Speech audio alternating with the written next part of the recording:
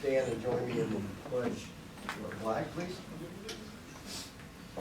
I Pledge allegiance to the flag of the United States of America and to the republic for which it stands, one nation, under God, indivisible, with liberty and justice for all. Thank you. Today is Tuesday, September 21st, 2021, 6 p.m. The meeting of the Greensburg Water Board is called to order. At this time, please silence your electronic devices.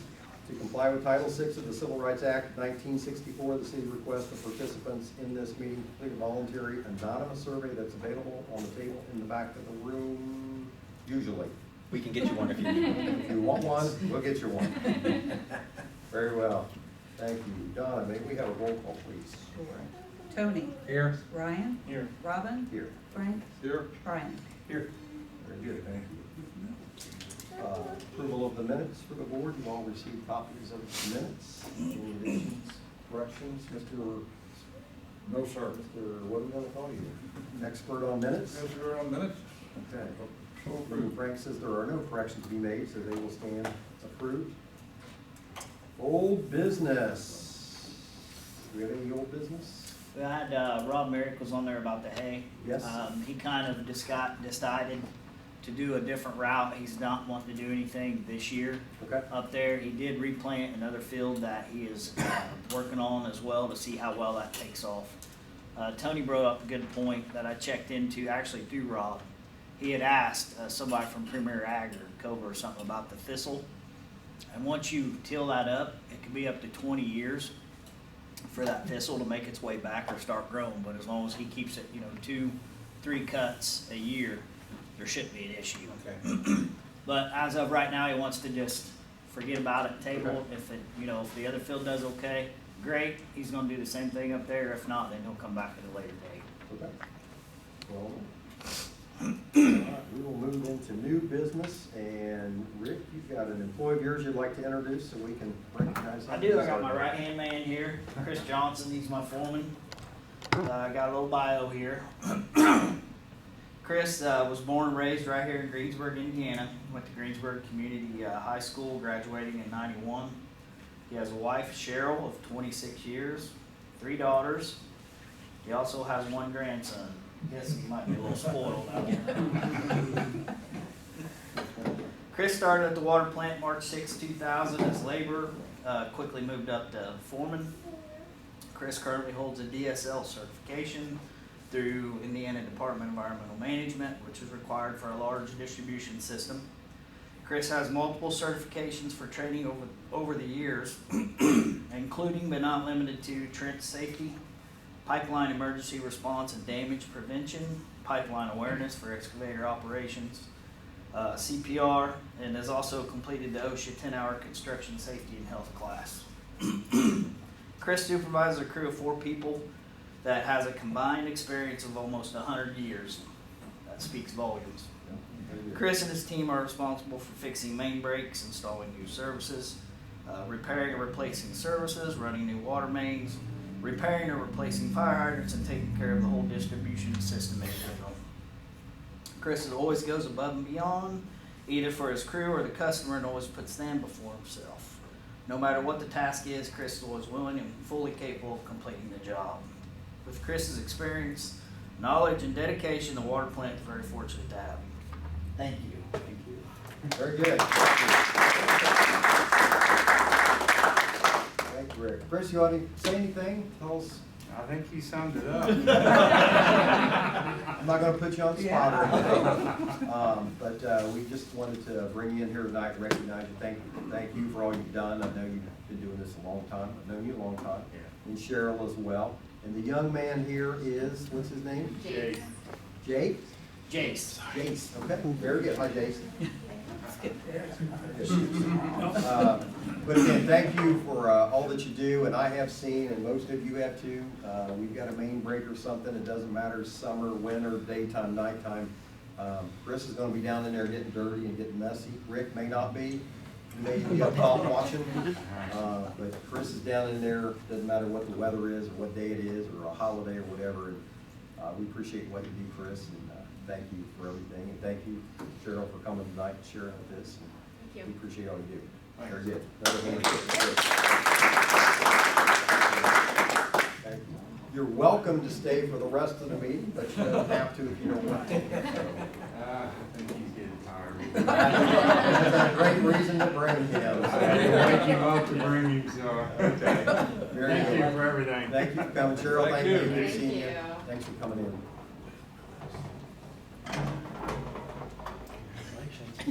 Away.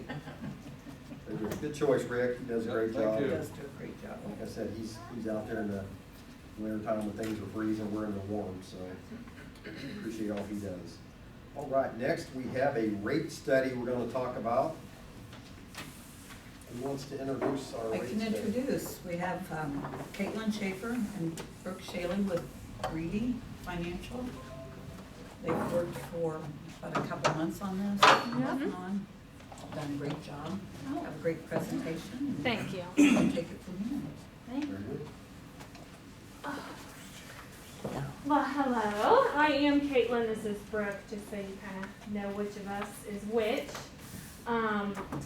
Like Donna said, we have completed a water rate study. Tonight is definitely just to get some feedback if you have any, or if you want to go ahead and pass it on to the council, whatever you guys decide is necessary. So I would like to go through the big packet. The actual rate study itself, just to kind of explain some things. I won't take a lot of time because I don't want to get too far into the boring stuff, I should call it. So if you just want to flip with me and we'll just kind of go through. Does everybody have a copy? If not, I won't even worry about it. If you don't want to, it's up to everyone. Yes. Okay, okay. Yeah, Thank we're you, good, Dawn. yes. All right. So page 1, we have the year in 2020. That is the test year. That is the year that we are testing your rates to see if they are supporting everything that you need it to support. So up at the top, we have your operating revenue, and then to follow, we have all of your operation and maintenance expenses. Again, we have the year in 2020. That's straight from your books. Then we have a column for adjustments, any adjustments that we see fit with Donna's approval. And then we have the forecasted at present rates, which is just your test year plus any adjustments that we had.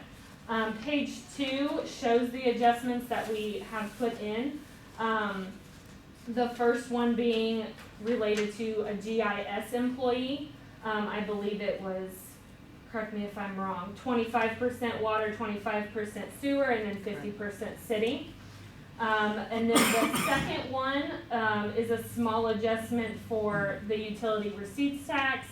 In 2022, that is going up from 1.4% to 1.46%. So it's just a small adjustment just to make sure that we are funding everything. Page 3 is the detail of those adjustments that I just went over. You can just see that the GIS is salaries and wages and any benefits, and then of course the URT tax going up just a bit. Page 4 is the schedule of combined bond amortization. These are all of your outstanding bonds that you have, your 7As, 7Bs, and your 19s, and then any TIF that is supporting any water payment, and then the total annual debt payments. Your maximum debt service is in 2037, and that's about $1.4 million. And then the following pages are the amortizations of all of your outstanding debt. I won't go over those in depth. Page 8 is the annual depreciation expense. So the utility plant and service, your UPS, that is just off of the city's books, less any land, and that allows us to calculate a composite depreciation factor of 2% of all of your assets. And that annual depreciation amount is about $760,000. Page 9 is basically taking everything that we've already discussed in the prior pages into consideration and spitting out what we would recommend as a rate increase. So up at the top, you have your annual revenue requirements. This is everything that your rates need to fund. So we have your operation and maintenance expenses, your O&M expenses, taxes other than income, so your URT tax and sales tax. Your max debt service, again, that was from one of the prior pages, about 1.4 million. And then your extensions and replacements, which is a funding mechanism for all of your capital. Below that, you have your annual revenues. These are all of the revenues that are coming into the water, again, straight from the books. Then we calculate the net income loss. Luckily, you have a positive number as of year in 2020. And then down at the bottom is a debt service coverage calculation. The coverage percentage for bond statutory reasons should always be above 125%. So again, we have year end 2020. This is just, again, test year. This is just from your books. Adjustments. So I will go down those just so we're all on the same page. The first adjustment to O&M is anything prior that we've discussed, which was the GIS employee, and the URT is below that, as you can see. But for O&M, it's the GIS employee, and then what we have done is we have captured inflationary increases for the next 3 years, since you guys typically have good practice to review your rates every 3 years. So we have compounded that to make sure that over the next 3 years you guys are set and don't have anything to worry about. And it's my understanding that the city is also doing good practice and making sure that the city across the board is doing this. So that is a good thing. The adjustment to taxes other than income, that's the URT tax, extensions and replacements. So this is the funding of capital. After this page, we'll go over a capital improvement plan that Donna and I believe the water superintendent has put together. As you can see, that's a fairly big number. That's the biggest chunk of what this is funding. So down at the bottom, the adjustments for annual revenues, the 183 and the 33,000, that is the last phase of your last rate increase. We wanted to make sure that that was still captured. We didn't want to overstate what this rate increase should be by leaving that out. So after all of these adjustments, you notice now you have a net loss, and therefore it calculates a 12.44% recommended rate increase. With that, you will have net nothing, 0, and then your coverage percentage will be about 156%, which is well above the 125%. So page 10, this is kind of, we try to give you a snapshot of the next 10 years. Of course, this is very fluid. We don't swear by this at all. It's just kind of nice for some people to be able to see where the utility looks like in the next 10 years. Years 2, 3, and 4 is what this rate study is concentrating on. Everything we have discussed is basically portrayed in this different format to show you what your operating cash fund is doing and what your depreciation fund is doing. So again, you have total revenues plus the rate increase, which is recommended as a 3-phase rate increase, minus your O&M gives you your net revenues, less what we recommend you funding into your extensions and replacements fund, less taxes other than income and your debt service. And then we are proposing that your net cash flow for your operating fund just be stagnant, just be 0. Everything over 0 goes into your depreciation fund. Why we recommend that is because cash reserves should be around 45 days. As you can see, you are above that over the entire 10-year period. And that means if for whatever reason you aren't receiving revenue, you have 45 days before you run out of cash. And so then we have the depreciation fund doing the same type of look at. We have the cash balance plus anything that's being funded from above minus your E&R expenditures, which is in the 22 through 2024 period from the CIP. Your cash reserves in that fund is just through the roof, which is a good thing. That's you saving for huge projects, so you're less reliant on bonds. That doesn't mean that you're not reliant on bonds at all, but it's less reliant, which is always a good thing to have in your back pocket. If you skip a few pages, then you come to the capital improvement plan. This is what you're funding overall. That's that big $760,000, which is the main reason for the rate increase. But to be proactive is something to really be proud of, in my opinion, from the utility standpoint, because a lot of utilities aren't this fortunate. I don't know what half of this stuff is, so I mean, it's just what we have been given that needs to be funded, but we are showing that the full $3 million will be funded over the 6-year lookout that we're looking at. So flipping another couple pages, then you're looking at your schedule of present rates and charges. This is just your rate structure. We have your current rate, we have the full implementation rate increase, and what that rate increase plus the current rate would look like as a proposed rate. And then we have a 3-year phase. It's an even 3 years. Nothing too crazy about that. You can see your current rate for an average residential bill based on 4,000 gallons is about $41.64. After this entire implementation, it will be around $46.82. So then the next page is kind of a unit rate comparison. This is based off of population.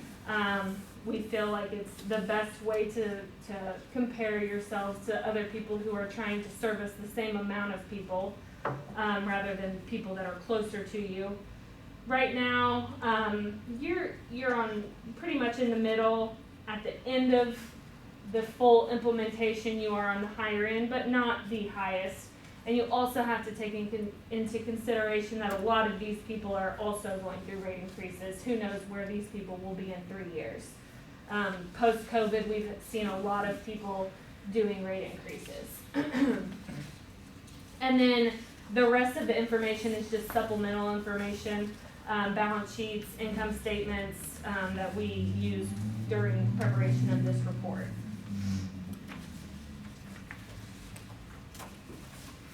I said I wouldn't take very long, but I think I got a little long-winded. So I think I actually covered everything in the letter as well as I was talking. So I mean, overall, we're recommending a 12.44% rate increase that will fund essentially inflationary increases over the next 3 years, fully funded capital plan that gives you a lot of room to be fluid with upcoming projects or different opportunities that come down the pike, especially with all of the ARPA and SWIFT and everything post-COVID that's happening. And then SWIFT, I know you guys didn't get awarded from this round, but it'll open again in March. So a lot of people have a lot of time to get their projects in order and have that ready for then. So if anybody has any questions, I'm happy to answer them. Now's your chance. Who has a question?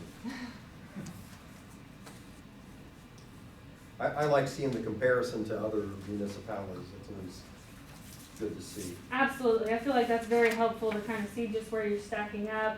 If you're too high, too low. I think one thing a lot of folks don't realize, but when they talk about the water bill, they're talking about the water bill, sewer bill, the hydrant tax, the trash, all that kind of stuff. Is that correct, Mr. Mayor? Yeah. So, I don't know, is there a number of what the water actually is on your 40%, 20%? It's probably, I do have those figures on my desk, but I don't know if they are. Okay. Just curious. It's getting closer since 2019. Caitlin, didn't you include an example of what the average residential water bill is? Yes, just for water, but I don't have like what water, sewer, and all of those Like stacked together. percentage-wise. Yeah.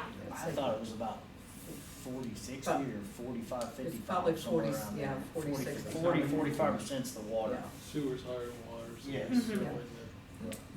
Okay. The gap's not as close as it used to, or what it used to be. Okay.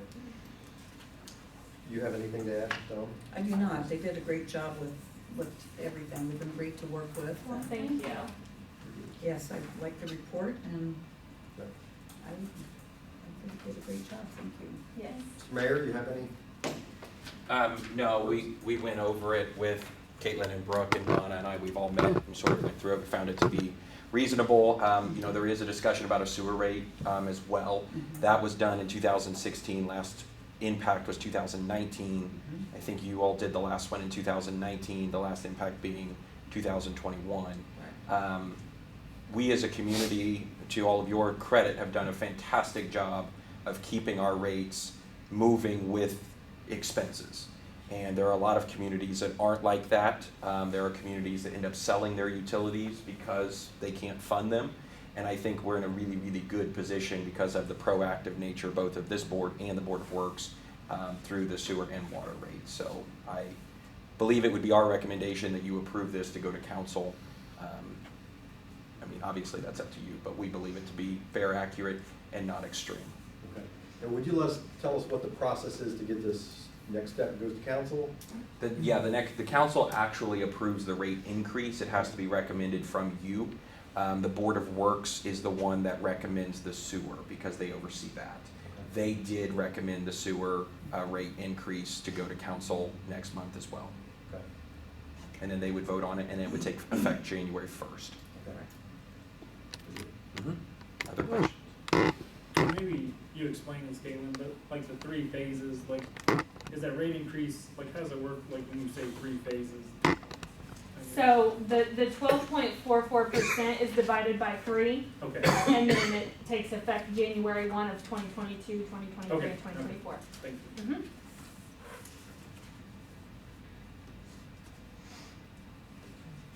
Very good. Good explanations. Thank you. Happy to help. And Donna, she keeps immaculate books, so you have a good one there.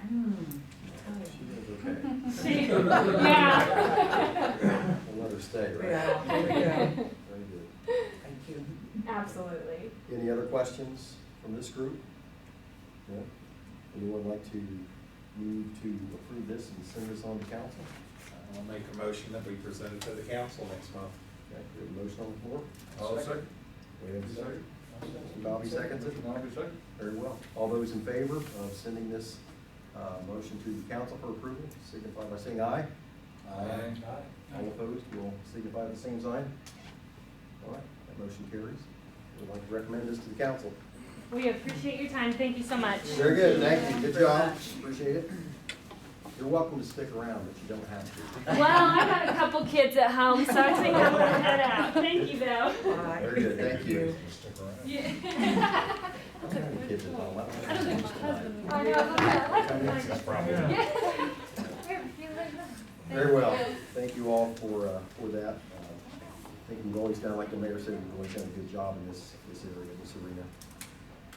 Next item on the agenda, Darren, you're up. HNTB update. Whatever you're comfortable, there's not very many of us, whatever works for you. I'll stay over. Kind of give you an update of where they have the last work progressing on the last month. Most of the work has been on the field ops building, which is the one where Chris is going to hang out when it's said and done. All the metal is up on the building. They just got about 2 more days of putting some of the trim pieces in, but then all the panels are up and that sort of thing. The windows are all in, the man doors are all in. Really, the only thing that's keeping the building from being completely weather tight are the big overhead garage doors. Those are big holes in the envelope of the building. But needless to say, it is weather tight enough for the rough ends, for all your HVAC. Your mechanical, your plumbing, and your electrical is all proceeded. All the interior wall divisions and metal stud walls are in place. They're, for the most part, all insulated. And drywall has begun this week. Actually, last week, this week. probably will finish up, I would say, later this week as well. The painters have started. All the exposed structural steel does get coated or painted. Most of that is in the garage bay area. So that's starting to proceed. They just actually were here today, so they haven't got too far along on that. Let's see what else we can cover that. They have started setting some of the equipment. We got 4 unit heaters in the garage bay area. They're all been set. They haven't been wired up with gas or electric yet. They're starting to put in some louvers and for the heating, cooling, ventilation as well. I talked to the electrician today. He thinks he will be done, ready for punch out by the 3rd week of October. I think that's about a week ahead of where Wilhelm has him, but he thinks he's bringing another couple crew in next week and really trying to hit it hard next week. So, and let's see. Overall, they're still on schedule to be, they're still projecting something middle November to be, for the most part, complete. They have also, in the last month, worked a lot of subgrading to get in preparation of the asphalt paving. That was supposed to start today. Actually, it was supposed to start last Friday. It got pushed back to this week, and the rain has pushed it back a couple more days. So hopefully later this week, they will get started after, I think, tomorrow's still supposed to rain, so it'll probably be Thursday or Friday before they get. They're scheduled 3 days, and they'll be in and out 3 days. So they did come in and prep. We did proof roll. Basically, we take a full loaded dump truck and drive the entire site where there's going to be asphalt pavement, and we look for any soft spots or any heaving of the subgrade. We did have 2 spots, and they over excavated another 2 feet down and refilled them. So they were kind of areas where, actually, one of the area was where back in April we dumped a lot of water in that area. So that may have something to do with it. It didn't get compacted back very well. So let's see. So that's scheduled there. Fencing was out today. They staked all the fence corners. They are kind of on hold. They will follow immediately after pavement's done. So then after that, we should be able to get the site somewhat secured as well. So the one negative thing we're trying to work through is the pack feed equipment. Delivery time on some of this equipment is, I know that everybody blames COVID, but I still question that. But it's not where we want it to be, so we are trying to come up with some temporary intermediate steps to allow Rick to start feeding pack. So that's the goal we're trying to work through here, hopefully in the next 2 to 3 weeks. So it's been a struggle on everybody's part to try to get this back working again. So, right, Rick? Yes. Let's see, I don't think there's anything else. We'll walk through our typical slide presentation here.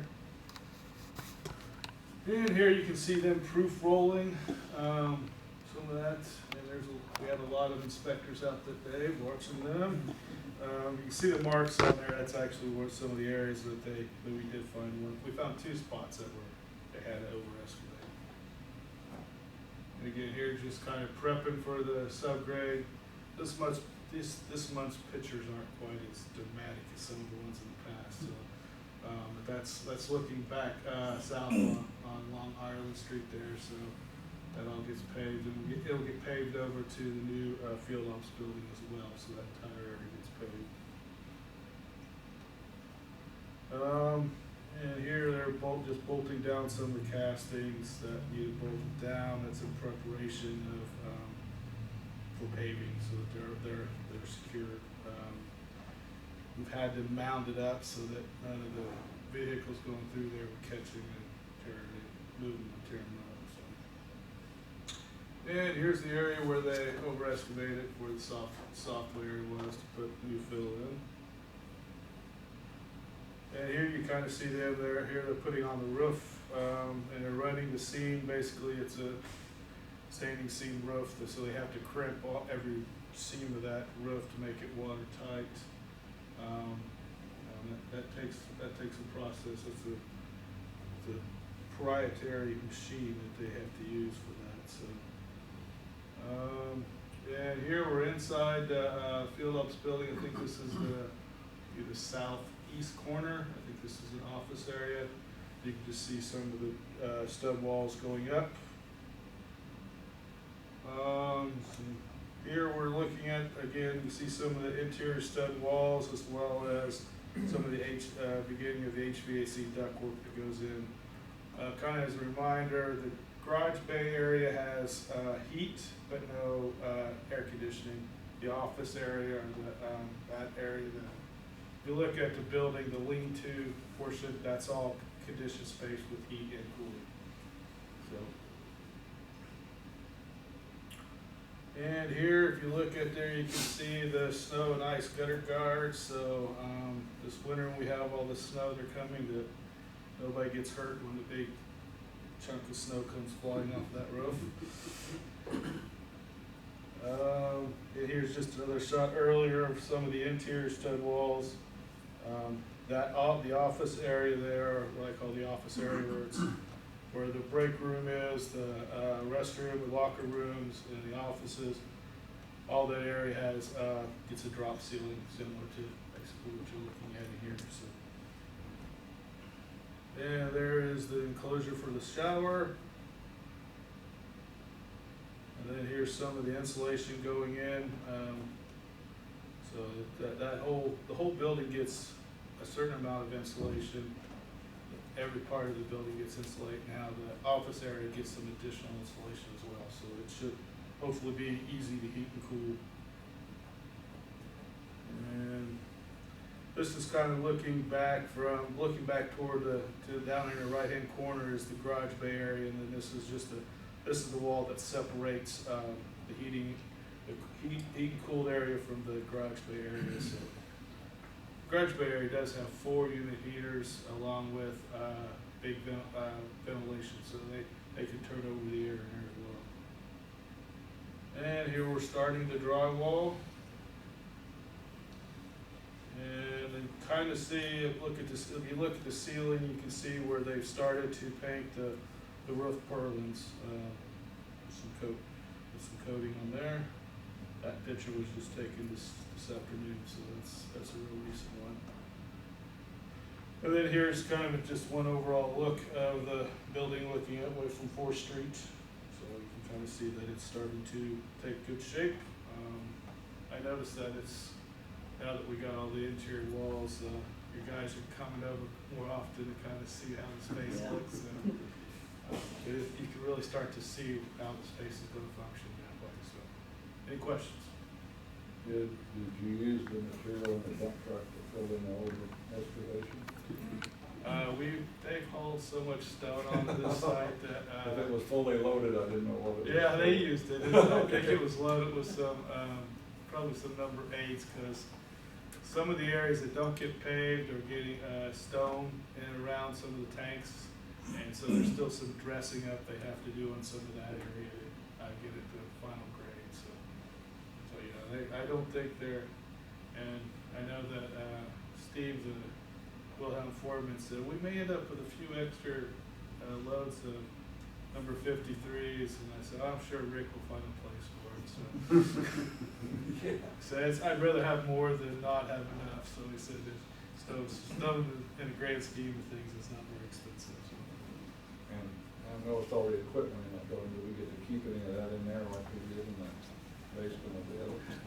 I was just talking. I was talking to somebody about that BLG today. or something we can use? Yeah, that would be nice to have a couple of those lifts in there, because it's quite you have quite a high ceiling in there, so you can do a lot of things. And I know there's some talk of maybe someday putting a lift in there or something. So you have the space, and you have to utilize that as well for additional storage if you want to. I mean, you could probably put a loft in there pretty easily too.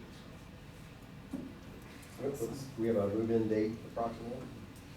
All of it's scheduled to be done around, the punch out is scheduled the first of late October, first of November, so once we get the punch out, then, you know, then it should be shortly thereafter.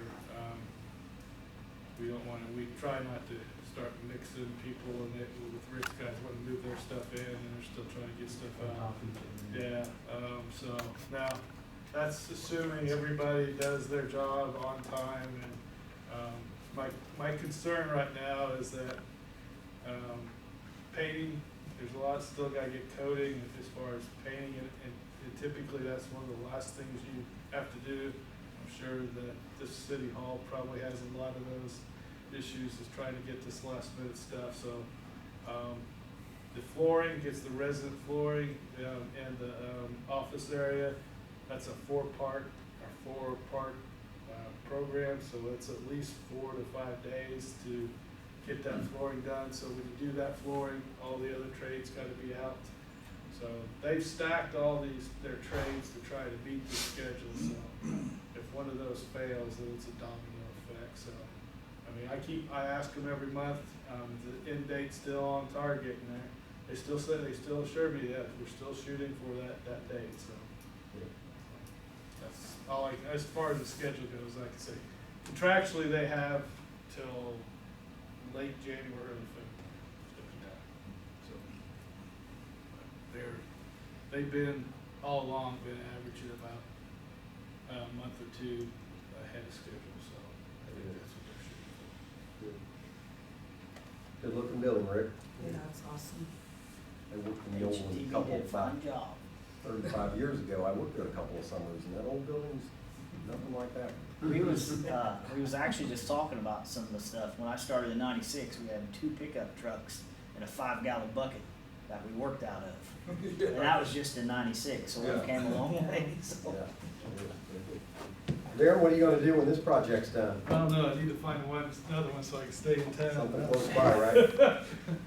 Now I'm trying to finish up one in Toby Hannon, Pennsylvania that I had to trip from, rough trip the other month. Nothing like flying to Pennsylvania in a hurricane. Oh.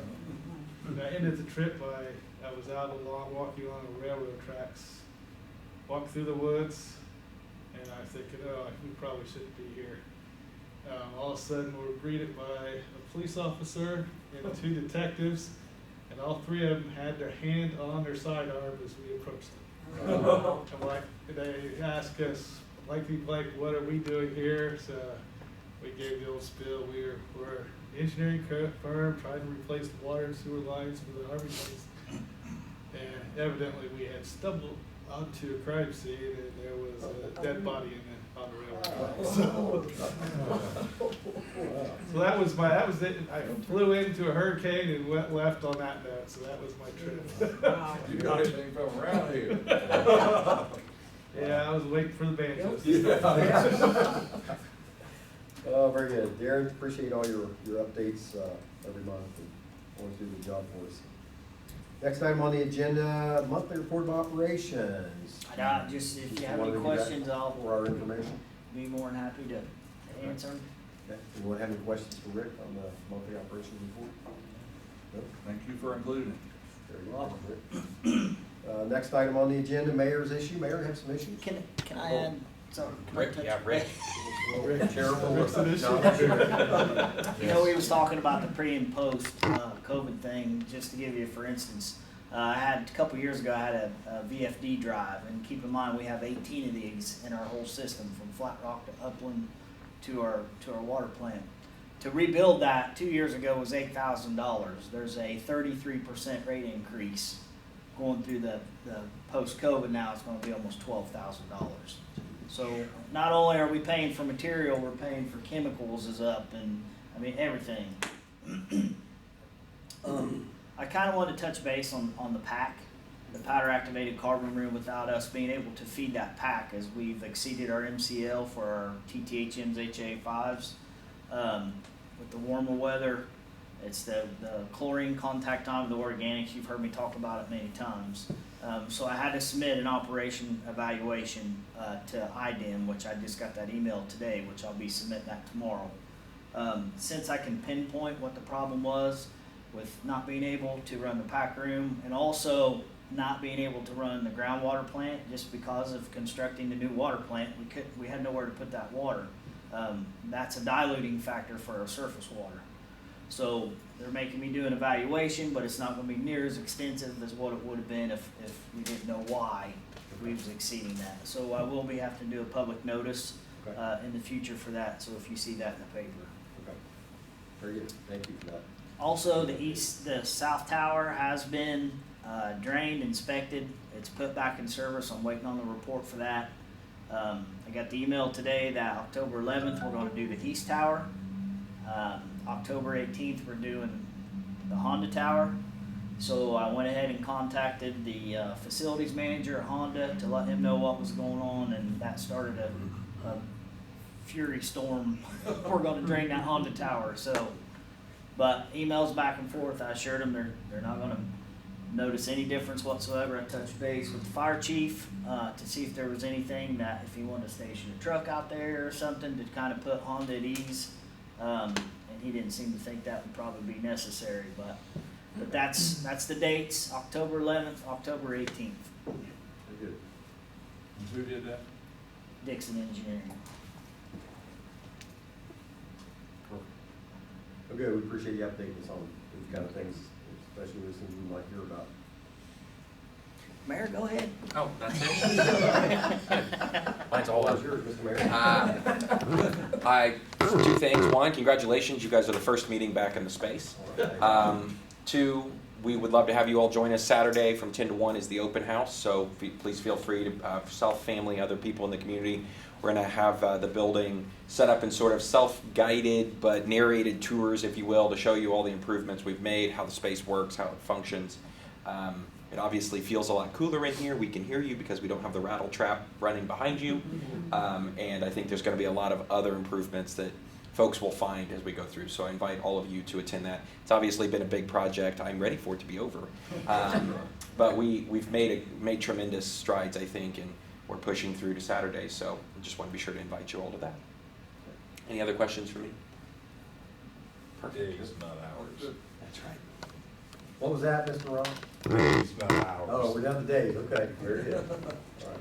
Thank you for your comments, Mr. Mayor. Anyone else like to be heard tonight before we adjourn? If not, thank you for your attendance. If you ever see Chris out and about working on the road, stop and thank him. Maybe take him a cup of coffee, all the guys a cup of coffee in the wintertime, because they don't drink in the summer. Don't drink in the summer, that's right. Thank you all for being here tonight, and we'll call the meeting adjourned.